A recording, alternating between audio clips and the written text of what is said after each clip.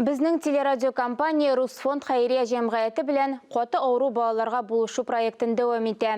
Рәхим Хәмидуллин да безнең ярдәмгә мохтаҗ. 6 яшендә малайда умыртка авыруы диагнозы куела. Дәвалауга өмет бар.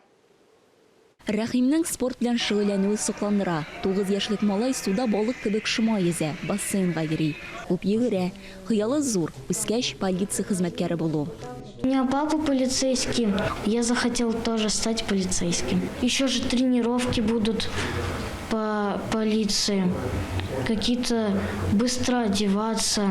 Кыю батыр Рәхим ничек кенә кыен булмасын, физик күнегүләрне калдырмый.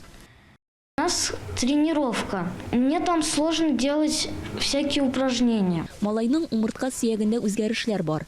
6 яшенә бирле ортопедик препараттан йөри, сулыш гимнастикасы ясый. Аңа корсет бик булыша.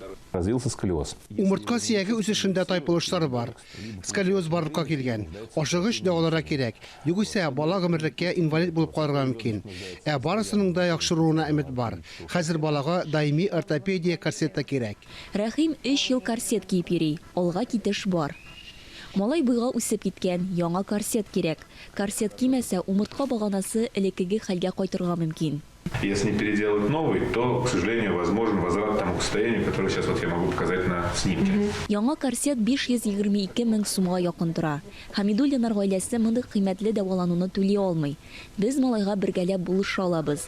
5542 номерына СМС хәбәр җибәргә була. Бер хәбәрнең бәясе 75 сум. Күбрәк өлеш кертергә теләүчеләргә тулырак мәгълүмат безнең телерадиокомпания һәм Русфонд сайтларында. Айзилә Батырханова, Елизавета Жукова, Владимир Юрков, Татарстан яңалыклары.